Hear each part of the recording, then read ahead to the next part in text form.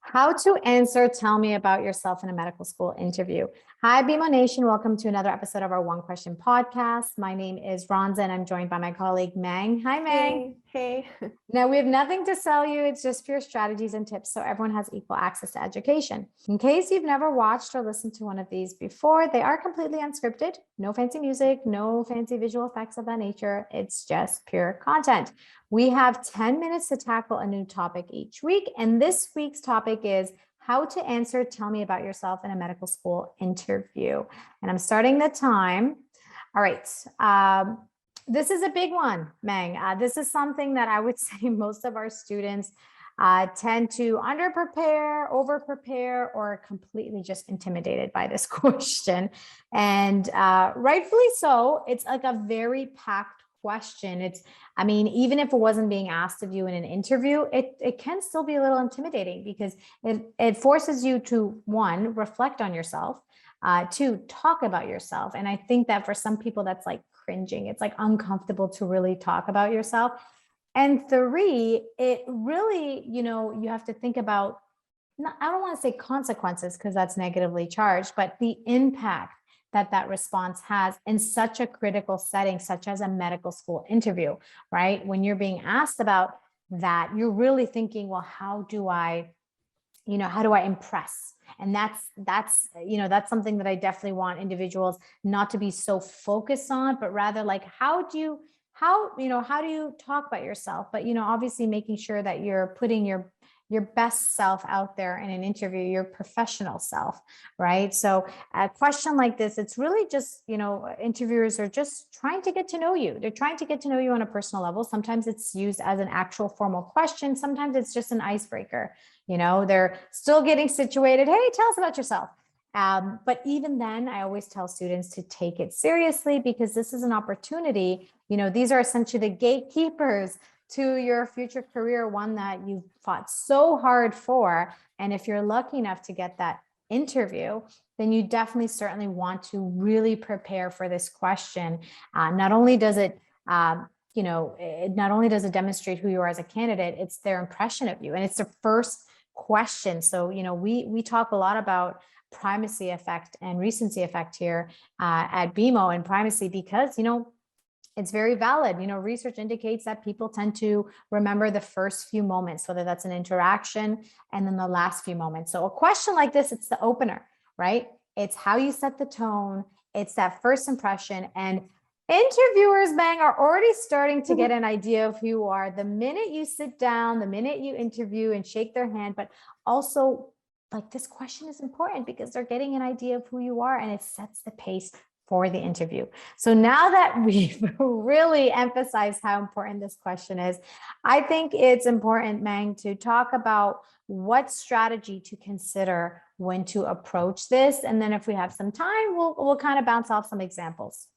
So this is the most broad kind of personal question you could be asked. And a lot of students kind of have this wide-eyed response to it, like, well, what do you want to know?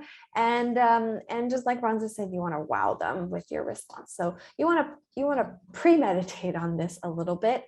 And my suggestion is always to start by thinking about what you would want the interviewer to know if you just had 3 or 4 minutes to tell them a maximum of 3 things about yourself. Right? And I say maximum because you don't want this to become a list of things that you can't expand on. It's always quality over quantity whenever you answer any kind of question, but especially this one, because people do have a tendency to go on for too long and not include enough valuable information in their answer.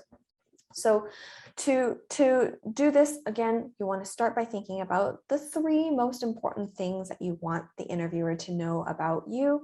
And then for approaching this question and structuring your answer, what you can do is to really structure each component, each of those 3 things around these 3 points. And that is, number 1, talk about the experience or the example from your personal life that demonstrates one of those qualities about yourself.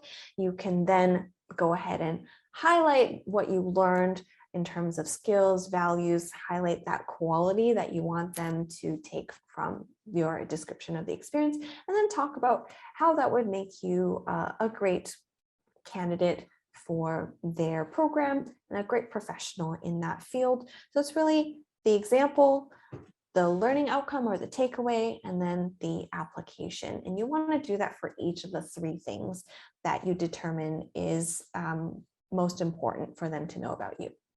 Absolutely. And I think one thing that I want to emphasize there is that Meng is giving you guided points, right? So these are ways to organize your answer, not to write it down and rehearse your answer.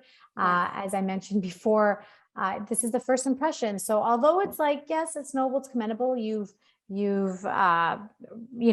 organized your response, it loses its impact when it's not as sincere if it's rehearsed. So I definitely would say take these points that Meng is saying and use it as guided points to how to navigate your journey and your story, because that is an overwhelming impact question. But do not rehearse.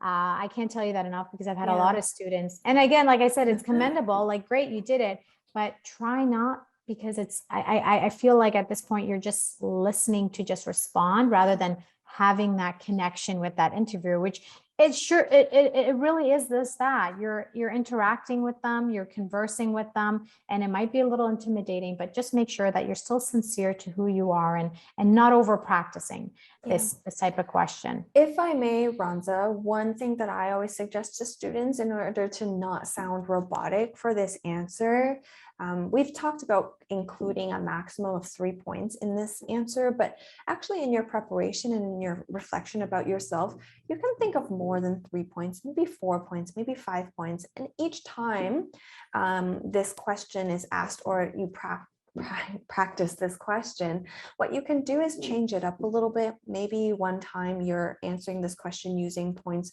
1, 2, and 5, and the next time you are answering this question using 2, 3, and 4. Just having that diversity in your answer, including a little bit of change in your answer, can help you to break away from a very robotic, overly rehearsed answer. And this may help you in multiple different ways, not just to not sound robotic, but also because this question, as we've posed here, is a little bit generic, but it could be actually asked in a variety of different ways at your interview, right? There can be different flavors of this question that require you to change up your response a little bit to make it the maximally relevant to the question itself. So having a little bit of flexibility in your preparation is going to help you to anticipate those little changes and make sure that your question is actually a good response depending on the way it's actually asked. That's a great point, Meng. And one thing I think I've tried to do that too with sessions is, really playing around with how to ask that question, so students are not so used to hearing it a particular way, so they're responding in a particular way. So being adaptable is very important for interviews in general, but this question in itself, like, because it's it's going to be asked, it might be tweaked a little bit. And I've seen it in a way where it's like, if your friends were sitting across the table, how they talk about you.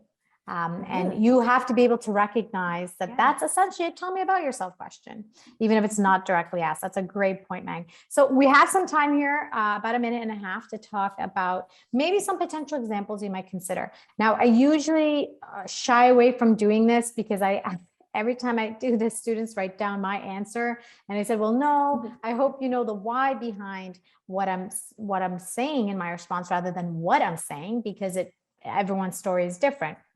So some points you want to consider, and Meng did a great job of talking about, kind of navigating steps of how to answer this journey.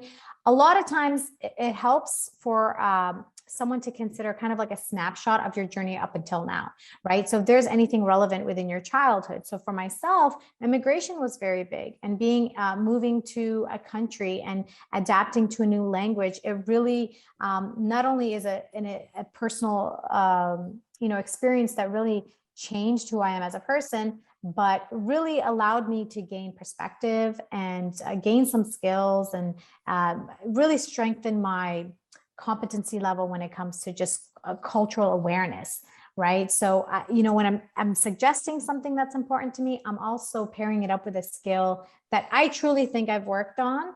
And I think it might be relevant to discuss moving forward into my adolescence. I think it's just being involved in lots of sports, whether I was great or not. I loved challenging myself and being in a team setting. It really taught me a lot about discipline.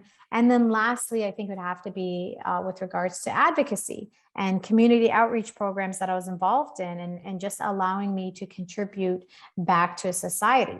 So that's actually time, but there you have it. That's like an example of key things from childhood up until now that I think are not only personal to me, but also very relevant to discuss. Okay, well, thanks so much for watching or listening, everyone. If you like this as much as we enjoyed making it for you, then please go ahead and share it with a friend and subscribe so you do not miss a future episode. And do ask your questions in the comments section, and we will see you next time.